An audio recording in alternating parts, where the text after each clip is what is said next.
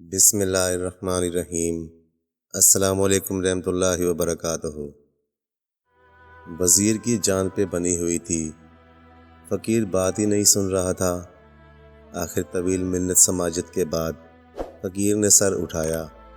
ہاں بول، کیا کہنا ہے؟ وزیر نے ہاتھ جوڑے اور بتانا شروع کیا۔ 1 مہینے پہلے ہمارے بادشاہ سلامت نے اچانک دربار میں ایک سوال اچھالا کہ کامیاب کردار کے لیے تربیت زیادہ کارآمد ہے یا ماحول؟ میرے ایک ہم منصب وزیر نے جھٹ کہا کہ عالی جاں تربیت، جبکہ میں نے اجرت میں کہا جناب ماحول تربیت پر فوقیت رکھتا ہے۔ بادشاہ سلامت نے ہماری طرف رونق سے دیکھا اور فرمایا، تم دونوں کو اپنا اپنا جواب عملی طور پر ثابت کرنا ہوگا۔ جو ثابت نہ کر سکا اس کا سر قلم کر دیا جائے گا، اور اس کے لیے ہمیں 1 ماہ کی مہلت دے دی۔ ہم دونوں اپنے جواب کی عملی تعبیر تلاشنے میں لگ گئے۔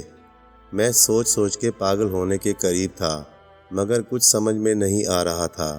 24 دن بعد اچانک میرے ہم منصب وزیر نے میری موت کے پروانے پر دستخط کرتے ہوئے دربار میں اپنے جواب کو عملی طور پر ثابت کرنے کی اجازت چاہی۔ اجازت ملنے پر اس نے دربار میں کھڑے ہو کر تالی بجائی۔ تالی بجتے ہی ایک ایسا منظر سامنے آیا کہ بادشاہ سمیت تمام اہل دربار کی سانسیں سینے میں اٹک گئیں۔ دربار کے ایک دروازے سے 10 بلیاں منہ میں پلیٹیں لیے، جن میں جلتی ہوئی موم بتیاں تھیں، ایک قطار میں خرامہ چلتی دربار کے دوسرے دروازے سے نکل گئیں۔ نہ پلیٹیں گری اور نہ موم بتیاں بجھیں۔ دربار تعریف و توصیف کے نعروں سے گونج اٹھا۔ میرے ہم منصب نے بادشاہ کی طرف دیکھا اور بولا، حضور، یہ سب تربیت ہی ہے کہ جس نے جانور کو اس درجہ نظم و ضبط کا عادی بنا دیا۔ بادشاہ نے میری جانب دیکھا۔ مجھے اپنی موت سامنے نظر آ رہی تھی۔ میں دربار سے نکل آیا، تبھی ایک شخص نے آپ کا نام لیا کہ میرے مسئلے کا حل آپ کے پاس ہی ہو سکتا ہے۔ میں 2 دن کی مسافت کے بعد یہاں پہنچا ہوں۔ دی گئی مدت میں سے 4 دن باقی ہیں۔ اب میرا فیصلہ آپ کے ہاتھوں میں ہے۔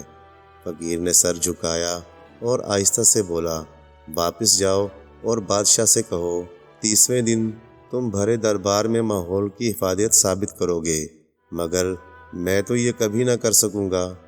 وزیر نے لاچارگی سے کہا، آخری دن میں خود دربار میں آؤں گا۔ فقیر نے سر جھکائے ہوئے کہا۔ وزیر مایوسی اور پریشانی کی حالت میں واپس دربار چلا آیا۔ مقررہ مدت کا آخری دن تھا۔ دربار کھچا کھچ بھرا ہوا تھا۔ وزیر کا دل زور سے دھڑک رہا تھا۔ سب کی نظریں بار بار دروازے کی طرف اٹھتی تھیں کہ اچانک ایک مفلوق الحال سا شخص اپنا مختصر سامان کا تھیلا اٹھائے دربار میں داخل ہوا۔ بادشاہ کی طرف دیکھا اور بولا، وقت کم ہے، میں نے واپس جانا ہے۔ اس وزیر سے کہو تربیت کی حفاظت کا ثبوت دوبارہ پیش کرے۔ تھوڑی دیر بعد ہی دوسرے وزیر نے تالی بجائی اور دوبارہ وہی منظر پلٹا۔ دربار کے دروازے سے 10 بلیاں اسی کیفیت میں چلتی ہوئی سامنے والے دروازے کی طرف بڑھنے لگیں۔ سارا مجمع سانس روکے یہ منظر دیکھ رہا تھا۔ وزیر نے امید بھری نگاہوں سے فقیر کی طرف دیکھا۔ جب بلیاں عین دربار کے درمیان پہنچی تو فقیر آگے بڑھا اور ان کے درمیان جا کے اپنا تھیلا الٹ دیا۔ تھیلے میں سے موٹے تازے چوہے نکلے اور دربار میں ادھر ادھر بھاگنے لگے۔ بلیوں کی نظر جیسے ہی چوہوں پر پڑی، انہوں نے منہ کھول دیے۔ پلیٹیں اور موم بتیاں دربار میں بکھر گئیں۔ ہر طرف بھگدڑ مچ گئی۔ بلیاں چوہوں کے پیچھے لوگوں کی جھولیوں میں گھسنے لگیں۔ لوگ کرسیوں پر اچھلنے لگے۔ دربار کا سارا نظام درہم برہم ہو گیا۔ فقیر نے بادشاہ کی طرف دیکھا اور بولا، آپ کسی جنس کی جیسی بھی اچھی تربیت کر لیں، اگر اس کے ساتھ اسے اچھا ماحول فراہم نہیں کریں گے تو تربیت کہیں نہ کہیں اپنا اثر کھو دے گی۔ کامیاب کردار کے لیے تربیت کے ساتھ ساتھ بہتر ماحول بے حد ضروری ہے۔ اس سے پہلے کہ بادشاہ اسے روکتا، فقیر دربار کے دروازے سے نکل گیا تھا۔ ہمارے ہاں ساری ذمہ داری استاد کی تربیت پر ڈال دی جاتی ہے۔ گھروں کا کیا ماحول ہے، اس طرف کوئی توجہ نہیں دی جاتی۔ بادشاہ بننے کا گر۔ ایک فقیر نے ایک بزرگ کے سامنے دستے سوال دراز کیا اور ساتھ ہی دعا دی، اللہ تعالیٰ تمہیں بادشاہ بنائے۔ بزرگ نے اس سے پوچھا، کیا تم بادشاہ بننا چاہتے ہو؟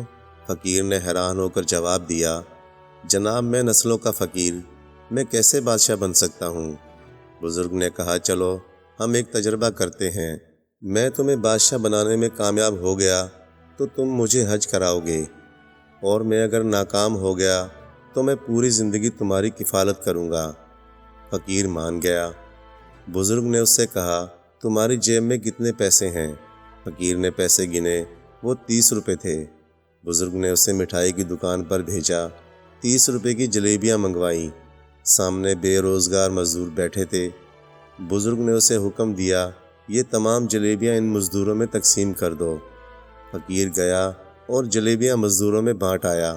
بزرگ نے اسے ساتھ بٹھا کر کھانا کھلایا اور حکم دیا، تم گھر چلے جاؤ، 30 دن انتظار کرو اور دیکھو اللہ تعالیٰ کی طرف سے کیا پیغام آتا ہے۔ فقیر چلا گیا۔ وہ تیسرے دن دوڑتا ہوا بزرگ کے پاس آیا۔ وہ خوشی سے چھلانگیں لگا رہا تھا۔ بزرگ نے وجہ پوچھی۔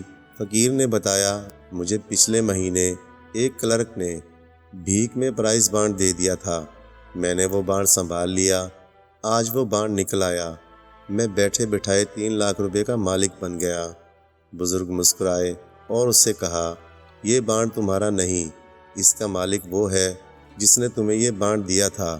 تم بانڈ کے مالک کو تلاش کرو، یہ رقم اسے واپس کر دو اور انتظار کرو اللہ تعالیٰ کی طرف سے کیا پیغام آتا ہے۔ فقیر کو یہ آئیڈیا بہت برا لگا، لیکن اس کے باوجود اس نے کلرک کو تلاش کیا اور بانڈ لے کر اس کے پاس پہنچ گیا۔ کلرک فقیر کی ایمانداری پر حیران رہ گیا۔ وہ فقیر کے ساتھ دفتر سے نکلا، ڈی سی آفس گیا، وہاں کنسٹرکشن کمپنی رجسٹر کروائی اور فقیر کو 50% کا حصے دار بنایا اور سرکاری ٹھیکے لینا شروع کر دیے۔ وہ دونوں مل کر کام کرتے تھے، کلرک ٹھیکہ لیتا تھا اور فقیر کام کرواتا تھا۔ یہ کمپنی مزدوروں کو 3 وقت کا کھانا دیتی تھی۔ کمپنی چل پڑی، کلرک اور فقیر دونوں امیر ہو گئے۔ یہ دونوں بزرگ کو ہر سال حج پر بھجواتے تھے اور شام کے وقت فقیروں کو روک کر انہیں بادشاہ بننے کا نسخہ بتاتے تھے۔ یہ کمپنی آج بھی قائم ہے، اس میں اب کلرک اور فقیر کے بچے کام کرتے ہیں۔ یہ کمپنی 30 روپے کے صدقے سے شروع ہوئی، یہ اب تک درجنوں لوگوں کو بادشاہوں جیسی زندگی دے چکی ہے۔ میں ذاتی طور پر ایسے 20 لوگوں سے واقف ہوں جو جاہل بھی ہیں، نالائق بھی اور غیر محتاط بھی، لیکن ان پر اللہ تعالیٰ کا کرم برستا ہے۔ میں نے جب بھی تحقیق کی، مجھے اس کے کرم کے پیچھے ہمیشہ صدقہ اور خیرات ملی۔ یہ دل کے سخی اور ہاتھ کے کھلے ہیں۔ میں نے ایک اور چیز بھی مشاہدہ کی، انسان اگر صدقہ کرے اور ساتھ ہی عاجزی اختیار کر لے تو دولت بھی ملتی ہے اور عزت بھی، کیونکہ جس طرح خوشحالی کا تعلق صدقے سے ہے، بالکل اسی طرح عزت عاجزی سے وابستہ ہے۔ آپ جتنا جھکتے جاتے ہیں، آپ کی عزت میں اتنا ہی اضافہ ہوتا جاتا ہے۔ آپ اس معاملے میں اولیاء کرام کی مثال لے لیجئے۔ اولیاء کرام میں عاجزی ہوتی ہے، چنانچہ ان کے مزارات ہزار سال تک آباد رہتے ہیں۔